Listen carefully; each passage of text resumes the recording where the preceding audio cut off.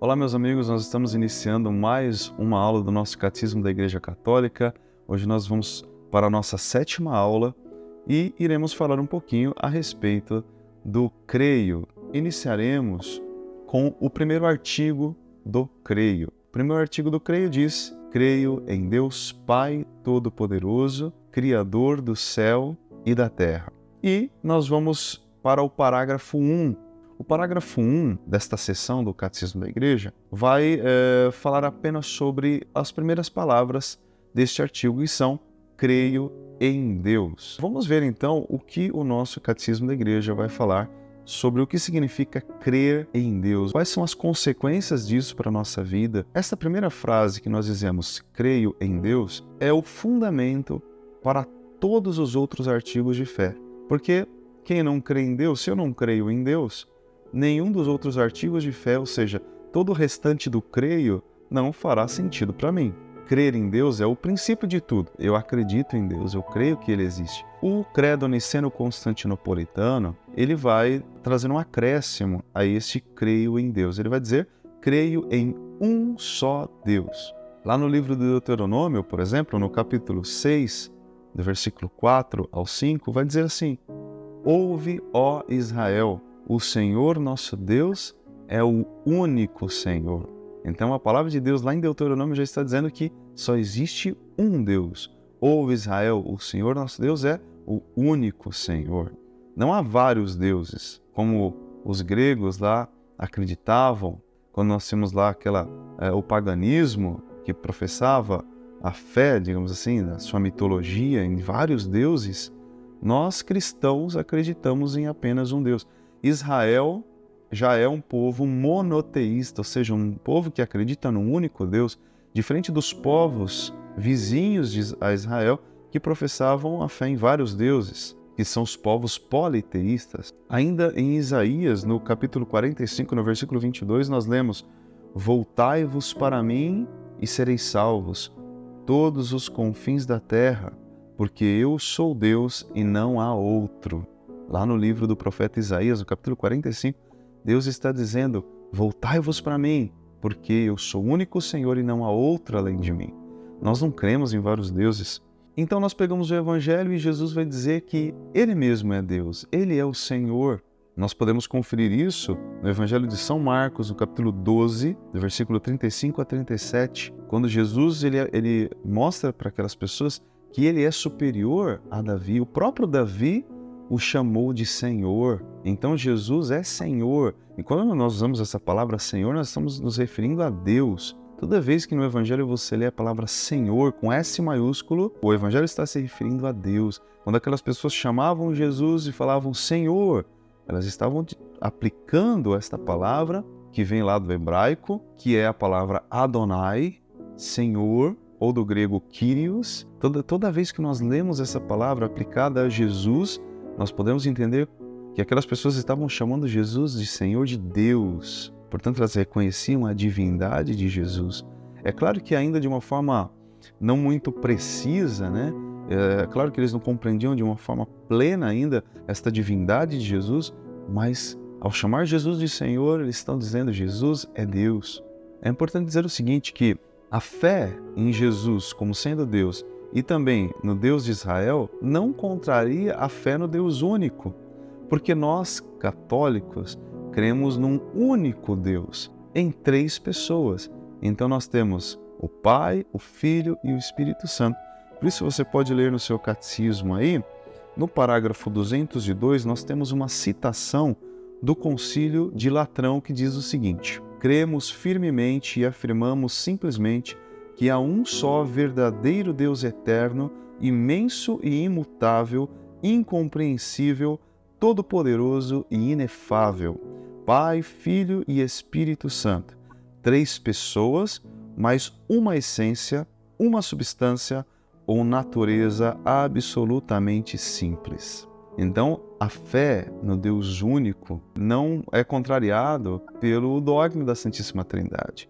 Nós cremos que nós temos um só Deus. Um Deus em 3 pessoas é o famoso mistério da Trindade. Santo Agostinho vai falar muito sobre esse grande mistério. Você pode procurar os escritos de Santo Agostinho a respeito da Trindade. Também São Tomás de Aquino vai falar. E é muito interessante a comparação que eles fazem, por exemplo, a respeito do fogo. Deus é um fogo, uma grande chama. Mas quando você, por exemplo, compartilha este fogo, você pega lá uma outra vela, acende aquele fogo, você tem um fogo agora seu, né? Você tem um outro fogo, mas ao mesmo tempo ele é o mesmo fogo, aquela grande chama. Depois você pega uma outra vela e acende uma outra chama, retira. Esse fogo agora é um fogo pessoal, mas não deixa de ser o mesmo fogo daquela grande chama inicial. Então a Trindade é este mesmo fogo, mas, digamos assim, entre aspas, repartido em 3 pessoas. Só que nem seria adequado dizer repartido, porque Deus ele não é repartido, né? Deus é um mesmo, Deus é inseparável de si mesmo. Um Deus em 3 pessoas. Você pode ler mais sobre o mistério da Trindade. Isso não tira de nós a crença no Deus único. Ou ainda aquela comparação com o Sol, creio que foi São Tomás que falou que Deus seria o Sol, o raio de luz seria Jesus, o Filho, então o Sol é o Pai, o raio de luz é o Filho, e aquela ponta daquele raio que nos atinge é o Espírito Santo. Os 3 são a mesma coisa, mas em perspectivas diferentes. Esse Deus, que é único, que é uno, que é Trindade, ele revela o seu nome. Quando alguém revela o seu nome, primeiro, ele está exprimindo a sua essência, a sua identidade e o sentido de sua vida. No Antigo Testamento, todo nome que era dado, ele tinha um significado com relação à missão que aquela pessoa tinha. Por exemplo, quando Jesus mesmo troca o nome de Simão para Pedro, ele está indicando com o nome Pedro, que significa pedra ou rocha, está indicando a missão de Pedro, que é ser o fundamento da igreja, a pedra sobre a qual Jesus mesmo edificaria a sua igreja. Portanto, ele indica, ao mudar o nome de Simão para Pedro, a missão de Pedro, a missão que Pedro agora recebe. E Deus, lá para Moisés, na sarça ardente, ele vai revelar o seu nome. Então, nesta passagem fantástica, nós vemos aqui Deus que chama Moisés do meio daquela sarça que pegava fogo e não se consumia. E Deus revela a Moisés o seu nome. Moisés diz, mas quando eu for lá então falar para o faraó, para ele libertar o povo, e ele me perguntar, quem te enviou? Que nome eu vou dizer? E Deus diz, diga a eles que eu sou aquele que sou, te enviou. E o catecismo então vai dizer o seguinte, Deus, quando diz eu sou, ele revela o seu nome, mas ao mesmo tempo ele não revela. Como Deus é misterioso, também o seu nome é mistério. O próprio nome de Deus vai revelar que ele é um mistério. Eu simplesmente sou aquele que sou. Eu não tenho um nome comum, um nome qualquer, um nome como o de vocês. Eu apenas sou. Eu sou aquele que sou desde toda a eternidade. Talvez se alguém fosse inventar uma história dessas, com certeza teria criado um nome poderoso, fantástico. Quem é que naquela época poderia imaginar um nome como esse? Então nós podemos ter aqui a certeza de que Deus, ele revela o seu nome. E depois nós vamos chamá-lo de Yahvé, é o nome de Deus. Yahvé, que significa aquele que é. Eu sou aquele que sou. É interessante também que no Antigo Testamento, depois que eles receberam esta revelação do nome do Senhor, do nome de Deus, os israelitas, por respeito ao santo nome de Deus, e depois Moisés vai receber aí esse grande mandamento que é de não falar o nome de Deus em vão, de guardar o nome de Deus, os israelitas, por tanto respeito que tinham a esse santo nome revelado, quando eles liam as escrituras do Antigo Testamento, eles não pronunciavam o nome de Deus, eles não diziam o nome de Deus, Yahvé, eles não falavam, tamanho respeito que eles tinham. Então, no lugar, eles colocavam a palavra Adonai. Adonai significa Senhor. Então, toda vez que o nome de Deus ia aparecer, eles liam Adonai, e que no grego depois vai ser Kyrios. E, inclusive, quando você pega o grego, o Novo Testamento praticamente todo foi escrito em grego, então nós vamos ter, quando se refere a Jesus, toda vez que se refere a Jesus, vai se chamar Kyrios, que significa Senhor, que significa Adonai, que significa Deus, que significa aquele que sou. Este Deus que se revela, ele é um Deus de ternura e de compaixão. Apesar da infidelidade dos israelitas, diante da grande aliança que Deus havia feito com eles, Deus permanece fiel, Deus tem compaixão, Deus conduz o povo no deserto, Deus conduz o povo por meio dos profetas, entrega a eles a terra prometida e vai conduzindo esse povo, promete o Messias e muito depois na plenitude dos tempos, o próprio Deus se faz homem como nós, para poder falar a nossa linguagem, para poder dizer que nos ama, para poder olhar nos nossos olhos e dizer que Ele é amor. São João depois vai dizer isso, né? Deus é amor. Deus permanece, portanto, fiel ao seu povo, fiel à sua aliança. Ele mesmo diz, eu não sou como vocês. Eu não sou homem, eu sou Deus. Também o catecismo diz que só Deus é.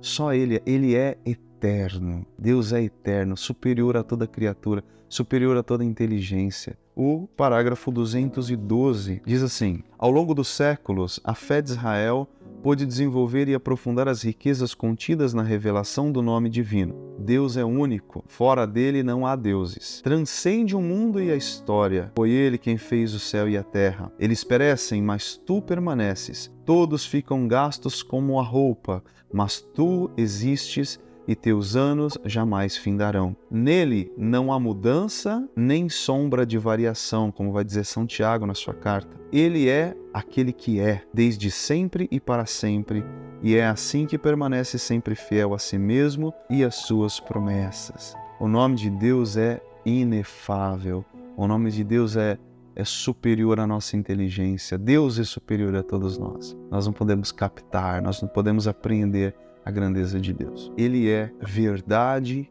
e amor. Só Ele pode dar a conhecer o verdadeiro sentido das coisas criadas. Porque Deus, como Ele é único, Ele criou todas as coisas. Ele é a verdade, então nós só poderemos conhecer o sentido verdadeiro de todas as coisas quando nós seguimos esse Deus, quando nós o conhecemos. Jesus mesmo no Evangelho vai dizer, eu sou o caminho, a verdade e a vida. Jesus é a verdade. Se nós queremos compreender este mundo, se nós queremos compreender o início da nossa história, o início da história deste mundo, se nós quisermos compreender para onde nós caminhamos, o que será daqui para frente e compreender a nossa vida hoje, nós precisamos conhecer o Evangelho. Conhecendo o Evangelho, nós conheceremos Jesus. E Jesus é Deus e Jesus é a verdade sobre todas as coisas criadas. Por isso que este mundo odeia tanto a igreja. Porque este mundo quer distorcer a verdade. Quando, por exemplo, um católico defende a família e diz família é um marido, uma esposa com seus filhos, este mundo vai olhar para a igreja e vai odiar a igreja, vai dizer não, família não é isso, isso é um preconceito, a família é isso, foi assim que Deus criou. É a verdade. Quando depois a igreja vai combater, por exemplo, a ideologia de gênero, quando alguém acorda num dia e diz assim, eu não sou mais homem, agora eu sou um cachorro, agora eu sou uma mulher, eu sou uma criança.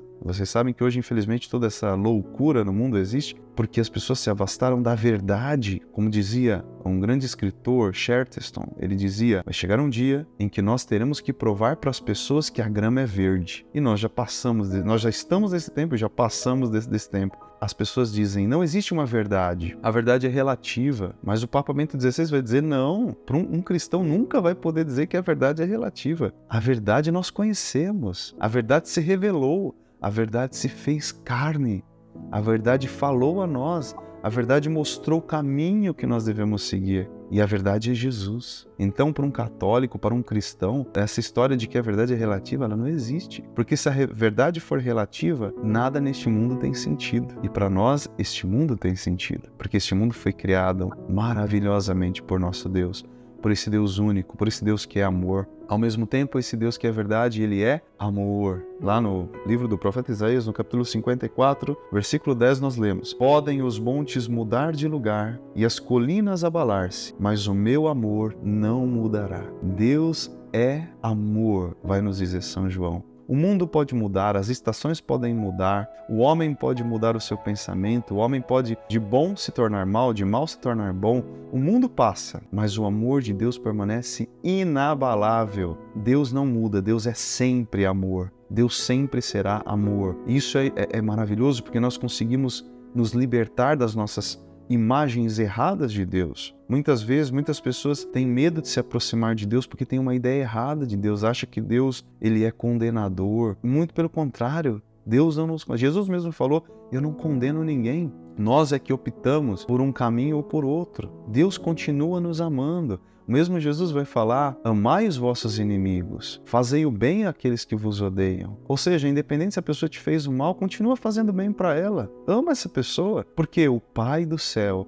Ele faz o sol brilhar para os bons e para os maus. Ele faz a chuva cair no terreno das pessoas boas e das pessoas más. Deus dá sempre o alimento para todos. Deus dá sempre o seu amor a todos. Deus é amor para todos. Esse é o Deus em que nós acreditamos. Quando nós dizemos, creio em um só Deus, nós estamos professando tudo isso. Nós acreditamos num Deus de amor, num Deus verdadeiro, num Deus de misericórdia, de ternura, de compaixão, num Deus que é único, num Deus que revelou o seu nome, num Deus que é misericórdia, num Deus que não muda. E por fim, o Catecismo da Igreja vai trazer para nós quais são as consequências de crer, portanto, num Deus único, num único Deus. Significa reconhecer a sua grandeza e majestade. Quando nós dizemos eu creio em um só Deus, eu estou dizendo que Deus é infinitamente superior a tudo o que eu posso compreender. Também nos convida a uma atitude de ação de graças. Nós devemos viver em ação de graças, porque tudo nós recebemos dele e, portanto, nós temos que ser gratos. Também, quando nós cremos em um só Deus que criou o céu e a terra, nós reconhecemos a dignidade de cada ser humano. Todo ser humano tem a mesma origem.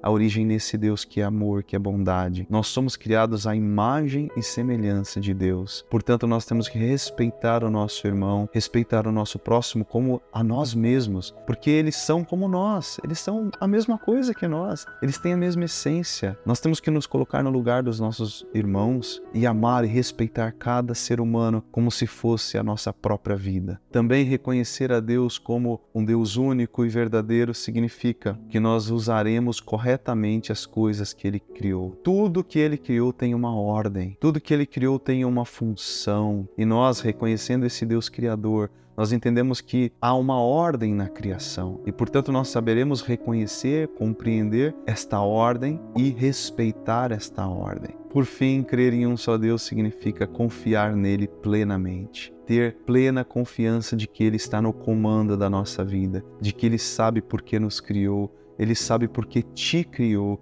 Ele sabe por que te colocou neste mundo, Ele te deu uma missão, Ele me deu uma missão e Ele está no comando de tudo, ainda que nós passemos por tribulações, por tentações, por provas, Deus estará sempre conosco. Amém? Aqui nós encerramos o nosso estudo. Que o Senhor nos abençoe, em nome do Pai, do Filho e do Espírito Santo. Amém.